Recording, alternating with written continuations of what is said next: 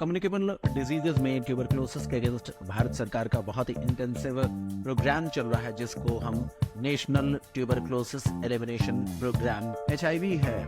वो तो अपनी समस्या से ग्रस्त होते ही उनमें एक सुपर एडेड एक तरीके से इन्फेक्शन और भी ट्यूबरक्लोसिस का होने का रिस्क होता है। सरकार के लेवल पर यह टारगेट 2025 का बनाया गया, जबकि WHO ने दुनिया भर के लिए टारगेट 2030 का दे रखा। भारत सरकार में हम हर महीने भारत सरकार के द्वारा देखेंगे पेशेंट को 500 रुपए दिए जा रहे हैं बेहतर खाने पीने की व्यवस्था के लिए। टीबी और HIV अगर होता है तो आपको पता है HIV के पेशेंट में 8 गुना ज्यादा रिस्क बढ़ जाता है। नमस्कार, अब हम लोग डिस्कस करेंगे health programmes in India. Bharat में चलने वाले जो मेजर हेल्थ प्रोग्राम्स हैं उनके बारे में बात करेंगे। कुछ ऐसे जो कम्युनिकेबल डिजीजेस के लिए चल रहे हैं, कुछ नॉन कम्युनिकेबल डिजीजेस के लिए हैं। इसी तरीके से हम बात करेंगे जो मैटरनल और न्यूनेटल मोर्टेलिटी को कम करने के लिए या हमारे हेल्थ को बेहतर बनाने वाले जो हेल्थ प्रोग्राम्स चल रहे हैं उन सारी चीज़ों पर बात करेंगे। तो कम्युनिकेबल डिजीजेज में ट्यूबरक्लोसिस के अगेंस्ट भारत सरकार का बहुत ही इंटेंसिव प्रोग्राम चल रहा है, जिसको हम नेशनल ट्यूबरक्लोसिस एलिमिनेशन प्रोग्राम मानते हैं। और इसके तहत भारत से टीबी को 2025 तक एलिमिनेट करने का टारगेट है। भारत सरकार इसके लिए बहुत ही शानदार तरीके से काम कर रहे हैं और इसके लिए तमाम तरीके के नए डिवाइसेस, नए इक्विपमेंट से हम टीबी के केसेस को डिटेक्ट करने का प्रयास कर रहे हैं, जिसमें डायग्नोसिस बनाने के लिए CBNet की मशीन का इस्तेमाल किया जाएगा, जो कि माइक्रोबायोलॉजी में हम इस पर बात किए हुए हैं। तो ट्रीटमेंट शुरू करने से पहले CBNet की जो डिवाइस है उस पर हम एक बार कंफर्म होते हैं। इससे हमें मेडिकेशंस की रेसिस्टेंस यानी जो ड्रग रेसिस्टेंट जो केसेस हैं उनके बारे में भी पता चल जाता। तो जो ड्रग रेसिस्टेंट या मेडिकेशन रेसिस्टेंट जो केसेस हैं ट्यूबरक्लोसिस के, उसके बारे में भी जानकारी मिल जाती है। तो ट्रीटमेंट से पहले हमें CBNet के द्वारा इसकी जांच करा लेनी चाहिए। अगर हम बात कर रहे हैं कि ड्रग या मेडिकेशंस जो हमें देने चाहिए, उसके पहले हमें सेंसिटिविटी को कंफर्म कर लेना चाहिए कि पर्सन उसके लिए सेंसिटिव है भी या नहीं। तो इसमें 6 मंथ के लिए हमें पूरा का पूरा ट्रीटमेंट चलाना होता है। शुरुआती 2 महीनों के लिए HRZE और अगले 4 महीनों के लिए 2 महीने के बाद जो कंटिन्यूएशन का फेज होता है, जो 2 मंथ का फेज होता है, उसे इंटेंसिव फेज कहते हैं, इंटेंसिव फेज। और उसके बाद कंटिन्यूएशन फेज में हम HRE मेडिकेशंस देते हैं 4 मंथ के लिए। इसमें हम 7 डेज इन अ वीक हम यानी रोज मेडिकेशन देंगे और इसको मेडिकेशन को देने के लिए वेट बैंड्स बनाए गए हैं। वेट बैंड्स क्या होते हैं अभी हम इस पर बात करेंगे, घबराना बिल्कुल भी नहीं है, पूरी की पूरी डिटेल्स आपको बताएंगे। भारत में HIV और TB दोनों के मामले बड़े ही ज़्यादा आ रहे हैं। तो एक समस्या आ गई है कि जिन पेशेंट को HIV है वो तो अपनी समस्या से ग्रस्त होते ही उनमें एक सुपर एडेड एक तरीके से इन्फेक्शन और भी ट्यूबरक्लोसिस का होने का रिस्क होता है। मतलब ये कि जो HIV के पेशेंट हैं उनमें 8 गुना तक ये देखा गया है ज़्यादा रिस्क होता है TB के होने का। तो 8x times have higher risk to develop tuberculosis. Therefore, we have to manage these kinds of patients. और अगर कभी भी आपको डाउट लगता है तो ये कंफर्म होना चाहिए, क्योंकि HIV के पेशेंट्स में मोस्ट कॉमन अपॉर्चुनिस्टिक जो इन्फेक्शन हो सकता है वो ट्यूबरक्लोसिस का ही होता है। यहाँ पर भी डायग्नोसिस बनाने के लिए आपको CBNet जो cartridge based nucleic acid amplification test होता है, CBNet माइक्रोबायोलॉजी में खूब बात हुई, उसकी मदद लेनी चाहिए। और अगर पेशेंट पहली बार आपके पास आए हुए हैं, आपको TB भी पता चल गया, HIV भी पता चल गया, पहली बार आए हुए पेशेंट, तो आप किसको पहले ट्रीट करना चाहेंगे, TB या जो HIV की इन्फेक्शन है? तो आपको पता होना चाहिए सबसे पहले हमें TB का ट्रीटमेंट देंगे। आफ्टर 2 वीक्स हम ART शुरू कर देंगे, घबराना नहीं है। सबसे पहले हमें ATT शुरू करना, आफ्टर 2 वीक्स हम ART मेडिकेशन देना शुरू कर देंगे। TB की प्रिवेंशन जो थेरेपी है उसको भी हमें ध्यान में रखना है। सामान्य तौर पर जो TB के होने के रिस्क होते हैं, अगर मान लीजिए कोई पर्सन है और उसके कांटेक्ट में कोई पर्सन रह रहे हैं, उनमें TB होने का रिस्क अगर है, तो ऐसे पर्सन में या HIV पॉजिटिव लोगों में जहां पर TB के होने के रिस्क ज़्यादा होते हैं, तो उनमें हम 6 मंथ तक आइसोनियाजिड, 6H मतलब 6 मंथ के लिए आइसोनियाजिड और 3 मंथ के लिए वीकली INH और रिफापेंटिन मेडिकेशन देते हैं। तो आइसोनियाजिड को हम 3 मंथ तक तो लगातार देते हैं, और उसके बाद आइसोनियाजिड को weekly with a combination with rifapentine हम वीकली देते हैं। ये चीज़ दिमाग में रखना है। यहाँ पर देखा जाए तो जो HRZE मेडिकेशन दिए जाते हैं उनको हम कार्टून की मदद से देख सकते हैं। जो R है, रिफाम्पिसिन है, वो बेसिकली परसिस्टर्स यानी जो परसिस्ट करते हैं टीबी के बैक्टीरिया, उनको मारने में मदद करता है। H जो कंपोनेंट होता है, इसमें जो मदद मिलती है वो मल्टीप्लायर को मारने के लिए H काम करता है।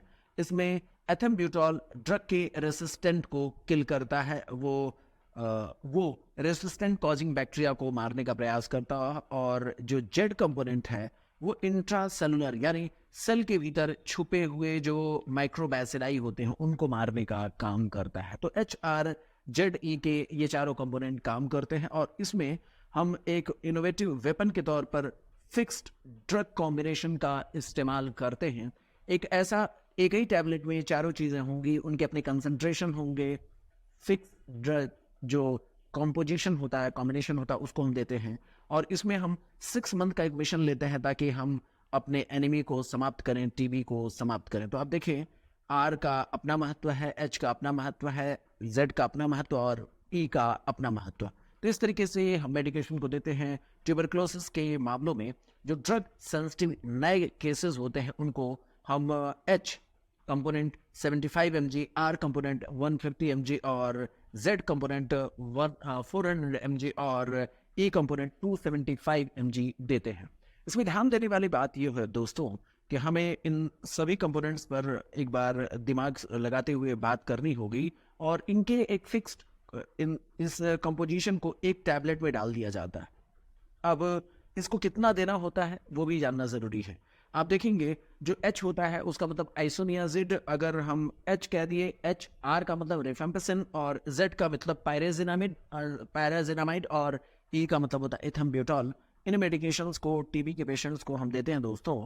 और देखने वाली बात है कि अगर जो इंटेंसिव फेज है उसमें HRZE का जो हमने फिक्स ड्रग कॉम्बिनेशन बना रखा है उसके 2 टैबलेट्स देंगे। इस फार्मूले का एक टैबलेट बनता है, ऐसे 2 टैबलेट्स देंगे जिनका वजन 25 से लेकर 39 तक होता है। 40 से लेकर 55 तक हम 3 टैबलेट्स उसके देते हैं, और 55 से ये 69 यानी 70 के आसपास होता है तो 4 टैबलेट्स देते हैं फिक्स ड्रग कॉम्बिनेशन वाले, और 70 से ज़्यादा है तो हम 5 टैबलेट्स देते हैं। तो वेट के अकॉर्डिंग हमने बैंड बना रखा, उतने टैबलेट्स हम देते हैं। एक चीज़ और ध्यान रखना है कि ये तो इंटेंसिव फेज में हो गया। इसके टैबलेट्स जो इस्तेमाल किए जाते हैं 4 मेडिकेशन को मिल करके बनाए गए हैं।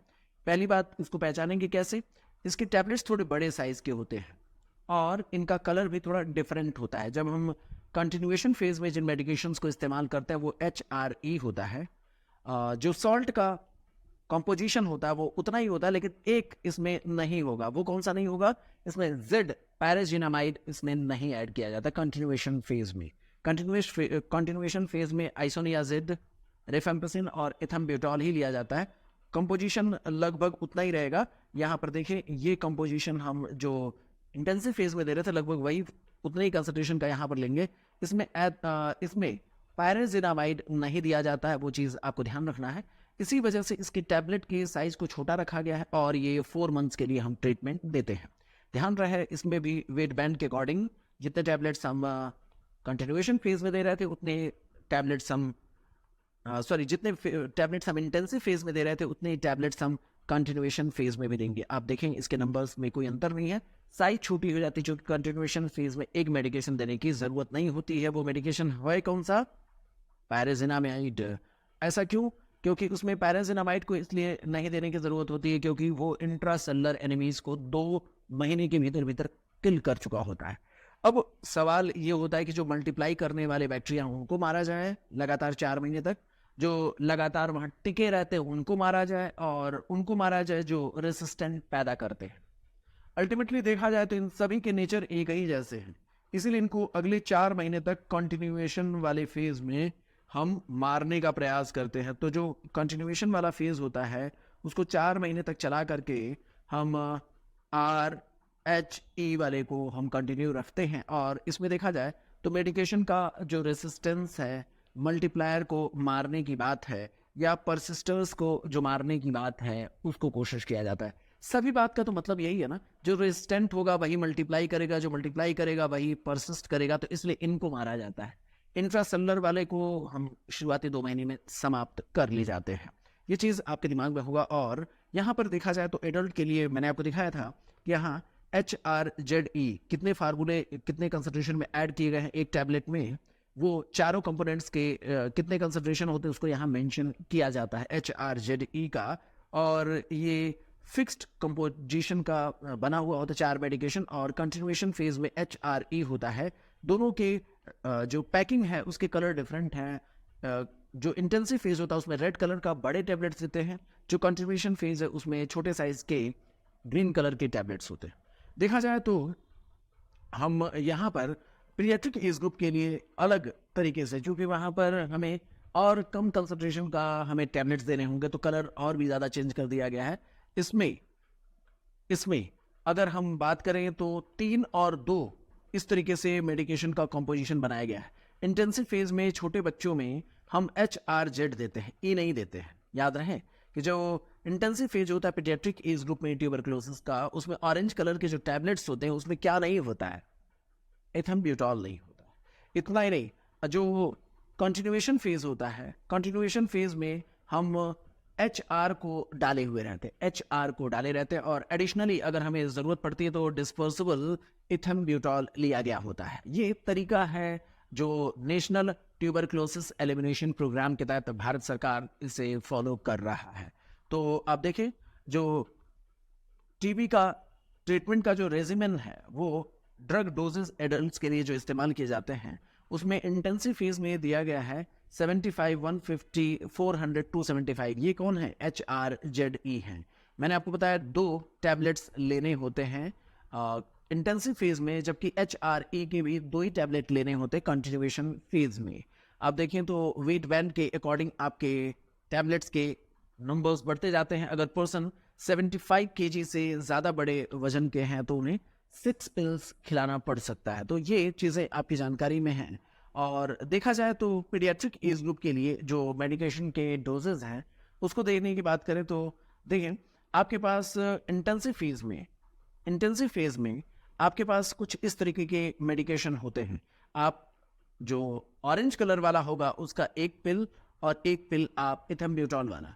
जब आप इधर की ओर आते हैं तो उस समय कंटिन्यूएशन फेज में 1 पिल और 1 पिल आप इथम्ब्यूटॉल डिस्पोजेबल वाले देंगे। तो अल्टीमेटली ये वेट बैंड के अकॉर्डिंग आप देखिए टैबलेट्स के नंबर बढ़ते जा रहे हैं और हम इसके आधार पर देते हैं। देखने वाली बात होगी कि जो HRZE का इंटेंसिव फेज में कंसंट्रेशन हम इस्तेमाल करते हैं वो उतना ही रहता है। यहाँ पर देखें तो इसमें 75, 150, 400, 275 पीडियाट्रिक एज ग्रुप में भी लगभग वैसा ही हम इस्तेमाल करते हैं। ये चीज़ हमारे दिमाग में रखना होगा, है ना। तो जो कंसंट्रेशन होता है वो लगभग वैसा ही होता है। इसमें देखने वाली बात होगी कि जो हम HRZ लेते हैं लगभग कंसंट्रेशन उतना ही रहता है। अब इसका डिटेल हमें नहीं जानना है, हम एडल्ट्स वाले को देखें HRZE और इसका कंसंट्रेशन कितना होता है उस पर ज़्यादा फोकस रखेंगे। कितने टैबलेट्स लेने होते हैं कंटिन्यूएशन और इंटेंसिव फेज में, उसके बारे में हम लोगों ने एक डिटेल जानकारी लेनी। 2 महीने तक हमारा इंटेंसिव फेज चलेगा। एडल्ट्स को फोकस करें तो HRZE का जो ट्रीटमेंट है वो 2 महीने तक ऐसा चलेगा।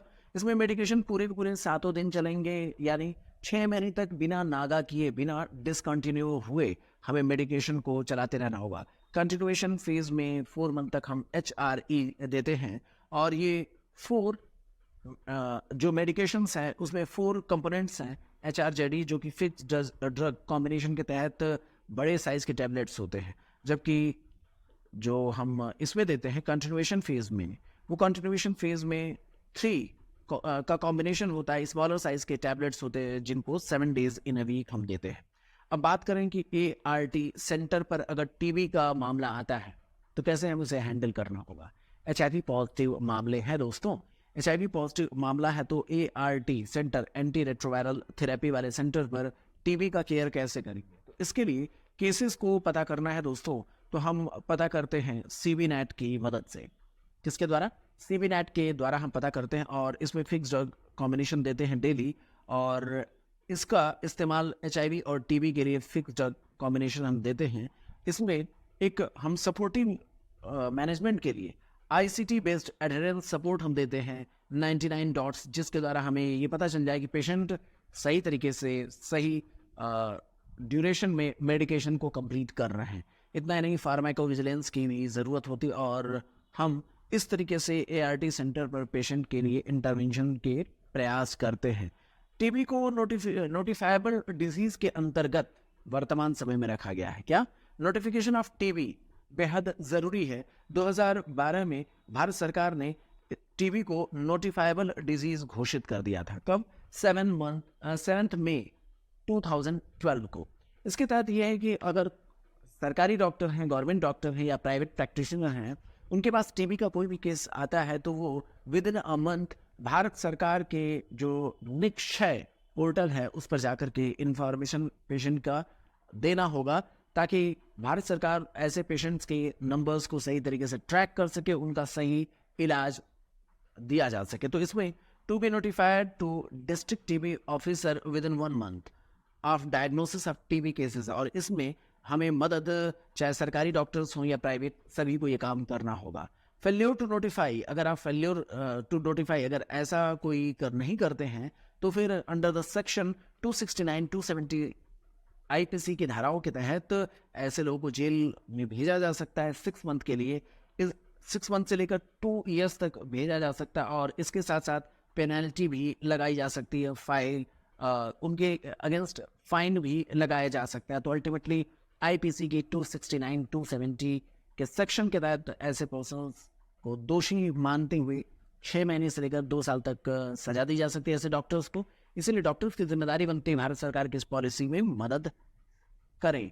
अब national strategic plan for elimination of tuberculosis जो 2017 में बनाया गया और इसको बहुत इफेक्टिवली 2025 तक भारत से टीबी को एलिमिनेट करने की कोशिश की जा रही है। तो इस प्रयास में भारत सरकार बहुत ही तेजी से काम कर रहा है और टीबी मुक्त भारत का जो हमारा विजन है उसको प्राप्त करने के लिए कुछ गोल बनाए गए कि हम तेजी से डिक्लाइन करें टीबी का बर्डन, उसकी मॉर्टेलिटी और मॉर्बिडिटी को 2025 तक हम अपने देश से इसे एलिमिनेट करने के रास्ते पर बहुत सारी सफलताएं हासिल कर लें। तो ये एक बहुत ही बड़े लेवल पर नेशनल स्ट्रेटेजिक प्लान बनाई गई। इसके द्वारा सभी टीबी केसेस को हम पकड़ें और emphasis on reaching every TB patient in the private sector, जितने भी प्राइवेट सेक्टर में भी पेशेंट पहुंचते हैं उन सभी की जानकारी हमारे पास हो, इसकी कोशिश की जाती है। सभी टीबी के केसेस को हाई क्वालिटी के एंटी टीबी मेडिकेशन दे करके ट्रीट किया जाए और prevent the emergence of TB in susceptible population and stop catastrophic expenditure. मतलब ये कि जो उसके लेवल पे जो बहुत ज़्यादा खर्चे हो सकते हैं, उसके कॉम्प्लिकेशंस जो हो सकते हैं उनको रोका जाए और इसमें हम बिल्ड करें, स्ट्रेंथन करें सपोर्टिव सिस्टम को, ताकि हम एम्पावर करें इंस्टीट्यूशन को और ह्यूमन रिसोर्सेज को। इसमें सिंपल सी कोशिश ये है कि हम केसेस को जल्दी से जल्दी डिटेक्ट करें, उन्हें ट्रीट करें, आगे बीमारी को फैलने से रोकें और बिल्ड करें इंटर सेक्टोरियल जो हमारे जो स्ट्रेंथनिंग है, जो एक दूसरे के सपोर्ट से हम और बेहतर तरीके से टीबी के लिए स्ट्रेटजीज बना सकते हैं, उस पर हम प्रयास करें। तो इस तरीके की चीज़ें हैं। WHO ने एंड टीबी जो इनिशिएटिव लिया है, इसके तहत हमें कैटास्ट्रॉफिक जो एक्सपेंसेस हो रहे हैं, नए केसेस जो आ रहे हैं, मॉर्टेलिटी का जो बर्डन है, जो करंटली भारत में जो अधिकतर मामलों में क्या होता है, कैटास्ट्रॉफिक एक्सपेंसेस बहुत ही ज़्यादा खर्चीला हो जाता है चूँकि ट्यूबरकुलोसिस के मामले, तो उसको रिड्यूस करना है 90%। मीन्स कैटास्ट्रॉफिक एक्सपेंसेस को हमें रोकना है। 80% तक हम नए इंसिडेंसेस पर कंट्रोल पालें, नए पेशेंट आए ना, ऐसा हम 80% तक प्रयास में सक्सेस पाएं और इससे किसी की मौत ना हो। 0% डेथ रेट, मॉर्टेलिटी जो इसकी वजह से होनी चाहिए वो 0% होनी चाहिए। तो पूछा जाता है 90, 80, 0% इनिशिएटिव क्या है? तो 90% तक हम कैटास्ट्रॉफिक एक्सपेंसेस को कंट्रोल कर लें, 80% तक हम इंसिडेंसेस को डाउन कर दें, 0% हम मोर्टेलिटी के लेवल तक अपने कंट्री को पहुंचा सकें। भारत सरकार के लेवल पर यह टारगेट 2025 का बनाया गया, जबकि WHO ने दुनिया भर के लिए ये टारगेट 2030 का दे रखा है। भारत सरकार ने सेम यही टारगेट 5 साल पहले अचीव करने का गोल बनाया है। तो इसमें एक्सपेक्टेड जो आउटकम्स हैं वो क्या, 80% हम टीबी के इंसिडेंसेस को रिड्यूस करें। ठीक बात, 90% हम ये थोड़ा सा सही करना होगा। हम इसमें जो प्रयास कर रहे हैं वो 0% रिडक्शन इन मीन्स 0% हम टारगेट अचीव करेंगे, 0% का टारगेट हम अचीव करेंगे मोर्टेलिटी का। तो ये चीज़ हमें पता होना चाहिए। 90% कैटास्ट्रॉफिक उसको जो है हम रिड्यूस करेंगे। तो 90% रिडक्शन इन कैटास्ट्रॉफिक जो एक्सपेंडिचर है ड्यू टू ट्यूबरक्लोसिस उसको हम रिड्यूस करने का प्रयास करेंगे। तो इसमें हमारा अब जाकर के ये सही स्टेटमेंट बनता है जिसमें कैटास्ट्रॉफिक एक्सपेंडिचर में हम रिडक्शन ला सकें 90% तक, है ना। तो 90% रिडक्शन इन कैटास्ट्रॉफिक एक्सपेंडिचर, ठीक है। और इसमें हम क्या करते हैं, 0% क्या होना चाहिए, टीबी से होने वाली मौत। और इसमें इस लेवल तक पहुंचने के लिए हमारे पास जो टारगेट दिया गया है वो है क्या, पहले जो टीबी के इंसिडेंसेस आते थे, टीबी के जो इंसिडेंसेस आते थे वो 211 पेशेंट आते थे 1 लाख पॉपुलेशन में। 211 नए लोग आते थे जो 1 लाख पॉपुलेशन में इतने पेशेंट एवरेज हमारे पास आते थे। वर्तमान समय में इसकी कोशिश की जा रही है कि अब 43 पर लाख नए पेशेंट आए, इस लेवल तक हम टीबी को कंट्रोल कर ले जाएं। इसकी वजह से किसी की मौत ना हो ये भी कोशिश किया जाए। और इसके लिए हम पहले जो मौत होती थी 32 पर लाख पीपल वो 3 पर लाख पीपल तक लेकर के आए। 90% तक इसका बर्डन जो कैटास्ट्रॉफिक एक्सपेंडिचर का बर्डन है उसको हम 90% तक रिड्यूस कर सकें। देखा जाए तो एक्टिव केस फाइंडिंग के लिए हम स्लम एरियाज और ट्राइबल एरियाज पर ज़्यादा फोकस करें जहां पर बहुत लोग जागरूक नहीं हैं। इसी तरीके से निश्चय नहीं, ये निक्षय है, क्षय का मतलब टीबी होता है, तो वो निक्षय रहे। इसकी वजह से हम एक प्रॉपर वेबसाइट ही बनाया, निक्षय वेबसाइट, जिसके तहत हम ऑनलाइन नोटिफिकेशन और मंथली रिपोर्ट्स हम वहाँ पर सबमिट करेंगे डॉक्टर्स, और भारत सरकार उसको रिव्यू करेगी हर महीने के हिसाब से। यहाँ पर देखा जाए तो मैंडेटरी जो नोटिफिकेशन करने पर इंसेंटिव डॉक्टर्स को जो दिया जाएगा प्राइवेट सेक्टर में वो 1000 रुपीज़ पर पेशेंट दिया जाएगा अगर वो जानकारी देते हैं किसी पेशेंट के बारे में। इसको 2 पार्ट्स में दिया जाता है, 500 नोटिफाई कराने पर और 500 रुपये जब पेशेंट ठीक हो जाता है उसके बाद। खैर, ये इंसेंटिव प्राइवेट सेक्टर के लिए डॉक्टर के लिए दिया गया, लेकिन इंसेंटिव वो तो देना ही है, मिलेगा ही अगर डॉक्टर टीबी के पेशेंट के बारे में जानकारी देते। लेकिन अगर वो नहीं बताते उनको पनिशमेंट भी है अंडर द सेक्शन 269 270 के तहत। फिर निश्चय पोषण योजना, इसको भी तो हमें ध्यान देने वाली बात है कि जो निश्चय पोषण अभियान चलाया जा रहा है उसके तहत ये भी कोशिश हो रही है कि जो पेशेंट हैं वो सही अपना स्वास्थ्य रखेंगे तो इम्यूनिटी उनकी बिल्डअप होगी और टीबी से लड़ाई बेहतर हो सके। तो इसके लिए 500 रुपीज़ पर पेशेंट पर मंथ दिया जा रहा है। 99 डॉट्स ये मिस्ड कॉल इनिशिएटिव जिसके द्वारा पेशेंट को एक सपोर्ट दिया जाता है और उनकी जो भी समस्याएं होंगी उसे मिस्ड कॉल इनिशिएटिव के थ्रू हम मैनेज करने का प्रयास करेंगे ओवर द फोन। ये भी एक स्ट्रेटजी बनाई गई है। नेशनल स्ट्रेटजिक प्लान 2017 टू 2025 इसका जो टारगेट है वो ये है टीबी का एलिमिनेशन भारत से कर दिया जाए। इसके लिए 4 पिलर बनाए गए हैं। सवाल इस पर भी पूछा जा सकता है। पहला पिलर है डिटेक्ट करिए, दूसरा पिलर है ट्रीट कीजिए, तीसरा है प्रिवेंट कीजिए और जहां ज़रूरत पड़ती है इंटर सेक्टोरियल, एक विभाग का दूसरे विभाग के साथ कंट्रीब्यूशन बेहतर तरीके से हो ताकि इसको मैनेज किया जा सके। नीट 2018 में पूछा गया सवाल विच ऑफ द फॉलोइंग, तो इसमें जो which of the following is online TB registration system, तो इसमें निश्चय या निक्षय, तो स्पेलिंग अगर गलत हुआ तो गए काम से। निश्चय नहीं है, निक्षय है। क्षय को नहीं करना है, तो ये क्षय मीन्स टीबी हिंदी में टर्म होता है, तो उसके लिए ये किया जाता है। निर्भय भी नहीं है, बहुत कंफ्यूजन होता है। भारत सरकार निक्षय योजना लाई हुई है जिसके तहत भारत सरकार कई सारे इंसेंटिव चला रही है जिसमें हम हर महीने भारत सरकार के द्वारा देखेंगे पेशेंट को 500 रुपये दिए जा रहे हैं बेहतर खाने पीने की व्यवस्था के लिए। निश्चय जो योजना होती है ये यूपीटी किट की होती है। निश्चय पोषण योजना जितने भी नोटिफाइबल टीबी पेशेंट होते हैं जो 1 अप्रैल 2018 के बाद जितने पेशेंट हैं सबको भारत सरकार ₹5 हर महीने दे रही है ताकि वो बेहतर खाने पीने की व्यवस्था कर सके। INICT में इसी बात को लेकर सवाल पूछा गया था। मंथली ₹500 दिया जा रहा है। मोस्ट पेरिफेरल माइक्रोस्कोपिक फैसिलिटी जो टीबी के मामलों में होता है वो माइक्रोस्कोपिक सेंटर होता है। DMC डेजिग्नेटेड माइक्रोस्कोपिक सेंटर, इसको लेकर के नीट 2018 में सवाल पूछा गया था।